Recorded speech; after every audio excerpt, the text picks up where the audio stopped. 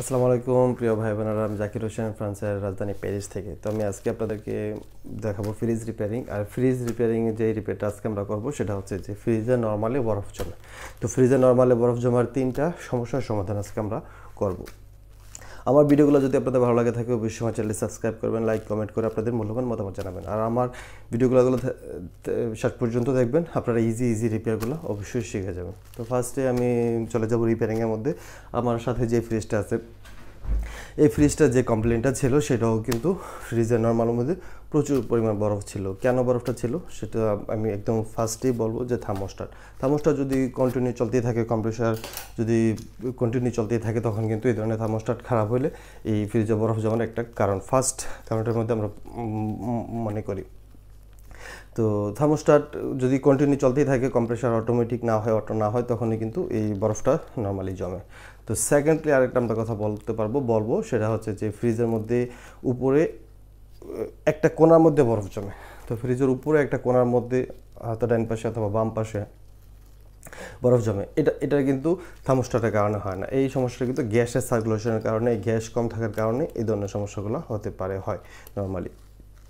তো তখন কিন্তু অনেক সময় দেখা যাবে যে ফ্রিজের মধ্যে প্রচুর ঠান্ডা হয়। ফ্রিজে আমরা যদি পানি রাখি, জুস রাখি, তখন এগুলো ঠান্ডা বরফ হয়ে যায় অথবা প্রচুর পরিমাণ ঠান্ডা হয়ে যায়।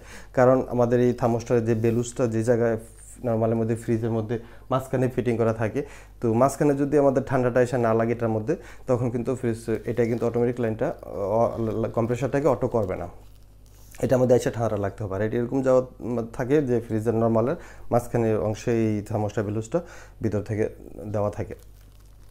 তো অবশ্যই আমাদেরকে ফ্রিজের যেই গ্যাসটা এরকম যদি হয় একটা কোণার মধ্যে ভরজম, অবশ্যই আমরা একটা মেকানিকের সাহায্য নিতে হবে। কারণ মেকানিক আসলেই এটা একটু রিপেয়ার করতে হবে, এটা সবাই হয়তো পারবে না।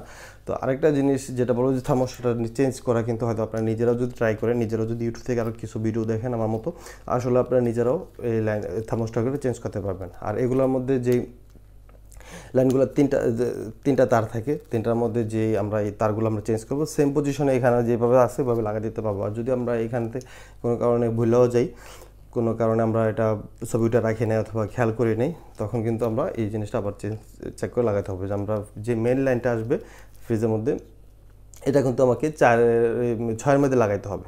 এখানে 1, 6, 4, 3 নাম্বার দেওয়া থাকে এই তিনটা তারের মধ্যে। তো মেন লাইনটা আমরা 6-এর মধ্যে অবশ্যই দেবো, 4-এর মধ্যে কম্প্রেসার লাইনটা দেবো, এবং কি 3-এর মধ্যে যে সুইচ ডোর থাকে উপরে, সুইচ ডোরের যে লাইটের সিস্টেমটা থাকে ওইখানে আমরা দিয়ে দেবো। তো অবশ্যই আমরা এই জিনিসটা খেয়াল করে আমরা এটা চেঞ্জ করব। আর আরেকটা কথা বলবো সেটা হচ্ছে ফ্রিজের যেই নর্মালি বরফ জমা আরেকটা কারণ, সেটা হচ্ছে ফ্রিজের দরজা যদি কোনোভাবে খোলা থাকে, দরজা যদি আমরা ফ্রিজে ভালো করে না লাগে, রাবারগুলো যদি নষ্ট হয়ে যায় অথবা দরজা নিচে নেমে গেছে, উপর দিয়ে ফাঁক থাকে, তখন কিন্তু এই ধরনের সমস্যা হতে পারে। তো আমরা অবশ্যই এই জিনিসটা খেয়াল করবো যে ফ্রিজের দরজা ভালো করে লাগে কিনা, এবং কি আমরা ফ্রিজটা বারে খুলি কিনা। যদি আমরা ফ্রিজ বারে খুলি তো আমাদের বিভিন্ন ধরনের সমস্যা হতে পারে। আমরা যত কম খোলা সম্ভব, যতটা সেভ করা সম্ভব এনার্জি ইলেকট্রিক, তখন ততটাই আমাদের ভালো হবে, যত আমরা কম খুলতে পারবো। আর আপনাদের যদি ফ্রিজ নিয়ে আরও কিছু জানার থাকে, বোঝার থাকে, আর নর্মালি এই ধরনের থার্মোস্টাটগুলো ফ্রিজের মধ্যে 1 থেকে 7 পর্যন্ত থাকে। আমরা মিডিয়ামের মধ্যে যদি রাখি তো 3 অথবা 4 রাখতে হবে। আর যত উপর দেবো তত ঠান্ডা বেশি হবে, যত নিচের দিকে নামাবো তত ঠান্ডা কম হবে। যেটা ম্যানুয়াল ফ্রিজের মধ্যে, ফোস্ট ফ্রিজের মধ্যে, আমার এটা কিন্তু ফোস্ট ফ্রিজ।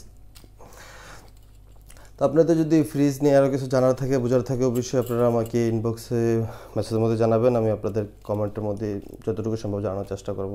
তো আজকের জন্য এই পর্যন্তই। নেক্সট ভিডিওতে অন্য কোনো রিপেয়ার নিয়ে কথা হবে। আল্লাহ হাফেজ।